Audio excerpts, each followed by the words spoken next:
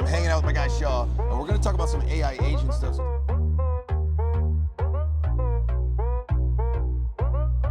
Tell me a little bit about your company. What's the name of it? What do you guys do? Like I said, AI agents, but I'm sure there's probably a little bit more than that. Yeah, well, we started as AI16Z, kind of shitposting on the A16Z, saying, hey, we're going to be we'll build autonomous investing and kind of reshape this.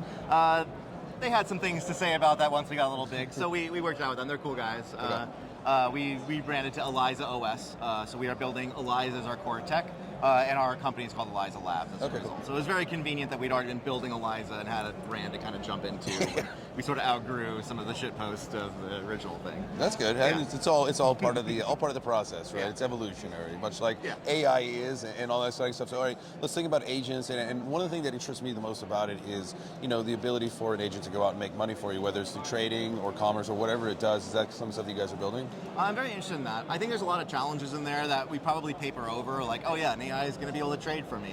And it's like, I can't even make money trading personally, so, it's been tough since December, but I think once we start getting into the parabolic phase, man, it becomes a little easier. It was easy to make a trading agent in the bull market. You could buy any meme coin and it just shot up. But if you're like, hey, we need to actually mine alpha, I would say that, so what is AI? We have large language models. That's what we think of, ChatGPT. We also have a whole other world of AI that you can't talk to. It's just information in, information out, you know? And the world of quantitative finance and all that stuff is heavily invested in that kind of AI, you know? So there are prediction tools and all that stuff. What's interesting now is that people have really taken off with this idea of well, what if an AI that I can talk to can also trade? And it can. Can it trade well? Well, it really depends on the information it's having. True. So my argument would be, if you could build something that can trade well, but it can't speak English, how do you connect that to a person? So the agent almost sits as the interface for you to interact with that's powering all the same backend that we've been using for 20 years. That's really interesting.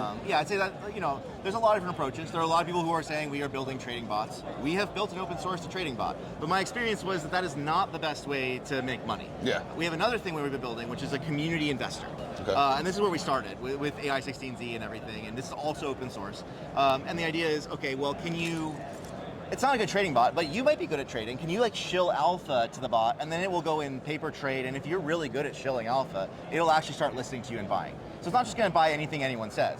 It's going to build a trust system and say, you're pretty good at this. All right, you would have made me some money. I'll listen to your next chill. Oh, wow. And if you go and scam it, it's going to be oh, I'm never listening to you again. Screw that guy. Yeah, but it does a paper trading layer in between to sort of build up reputation and trust. So the AI is good at extracting information from something you say, but it's not really good at deciding something for you yet. Okay. So think of it, that's I tend to push back a little bit against that, and I've seen a lot of it. I've tried it. It was a little harder than I thought it would be. Okay. Well, very good. So, what's coming up for you guys? Obviously, it was the pivot from kind of the meme thing into something a little bit more. Let's make it utility based for for people to use. What do you got coming up this year that any kind of alpha you can drop? So we just finished AutoFund, which is our platform, and it's kind of just a sandbox. There's a lot of launch pads, to launch tokens and do stuff. But the cool thing about it, we wanted a sandbox where we could do things like have agents that could talk to you in the role-gated chat for any token. Okay. Could trade the tokens on the platform. So there's always just agents trading and stuff. So we're kind of working on that integration now. And again, all open source. People can take it and hack it and see how it works. Even the AutoFund is open source. I really love making things and watching people build on top of them. That's one of the cool things of Web3. There is a lot of open source activity, and I think that's. Absolutely. I mean, it's the whole collaboration mindset. It's just you might find something that you can take and build upon it, make it better, and then pretty soon, we've got a little bit better tech than what we thought. I think reputation is really hard in crypto, and so the only reputation I have.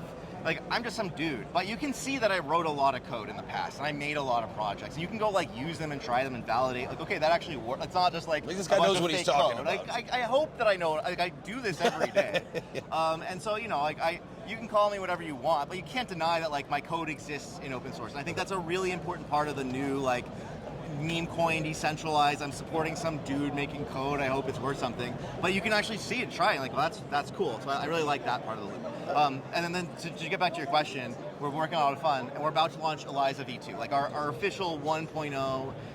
It was a research project. It kind of blew up way too fast. We've been working on it for the last 6 months. Now it's here. This is definitive. This will actually, you can download it, run it as an application on your computer, on your MacBook. Okay.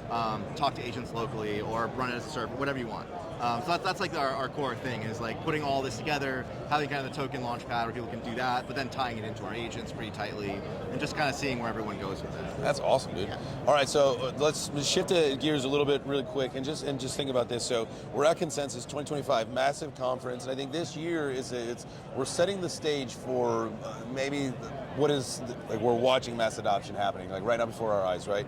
So you see the events like this, and you see the news, you see the headlines, you see nation states buying all this stuff. Like, what does this give you as far as like, and we could just make it rudimentary, bullish or bearish, you know what I mean? Like, how do you feel about the ecosystem right now, knowing that regulation's coming, institutions are here? I thought they were already here, but they were waiting for they were waiting for the nod, which they got, and then from there, now they can, the banks here in the United States where I live, the FDIC says you're good. I think a lot of other entities are like, okay, yep, let's move it forward, and so now, like, mass adoption is here.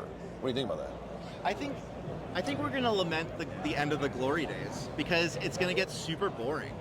Yeah. When technology hits mass adoption, it usually stops being exciting and novel, and it's just like a solved problem, and everyone uses it. Like the internet, right? Like when the internet first came out, everybody's like, well, what is this? Well, email, all this now stuff. It's like, you don't have an email? What the hell? It was like, and you don't even question, it's something I was talking about Sunny at VChain with. It's like, when you think about the internet and how that was, it's like, at this point, like, it just works, right? Yep. And you don't question it, you don't wonder, nobody gives a shit about gigapower or whatever it takes to make internet work. You just want it to work. And I think that obviously we're going through the lumps and learning pains of growing the blockchain ecosystem, but once we get there, it's, as long as it works, as long as I take out my card and tap, swipe, whatever, and it says approved, it doesn't matter. Yeah, I think like if you look at like the evolution of cell phones from these giant military things, Zach Morris. It took like 35 years. Like, it was like a thing. It took a while. Like, I remember movies like back in the 70s, like, oh, the car, that was like a thing, and now we all take it for granted.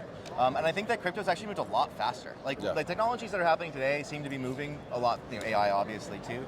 And so like we are very much on track for like this is like, my mom has a Coinbase. She, like, me too. Everyone I know has some amount of it. It's time, like it's good. And it's like, and I think, once the banks fully switch over and they now allow their clients to say like, grandma can go into the bank and be like, can you put 25% of my savings into Bitcoin, crypto, whatever the offerings may be. Mm-hmm. Once that happens, I feel like, okay, now we can really start to talk about mass adoption because it's that ease of use, it's that barrier to entry has just totally been eliminated. Yeah, I was talking to Meow from Jupiter yesterday, we're friends, and we're kind of talking just about like the state of launchpads, and like everyone's just doing the launchpad. Like, everybody has a launchpad to launch a token.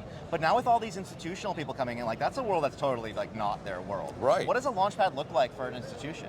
Like, hey, here's some great startup founders. This guy's like ex-Google, great pedigree. You should like invest in, you should get, what is like the startup VC look like in a day when anyone can buy in and institutions are here? I think it'll be a very interesting kind of, It's the future is now. It's like pretty soon, that, it's funny, it's like a whole nother topic, but like Metaverse and like Ready Player One, like that was I was into that. I don't know if you know, but like I was in Metaverse before AI. Me too. I learned a lot of lessons.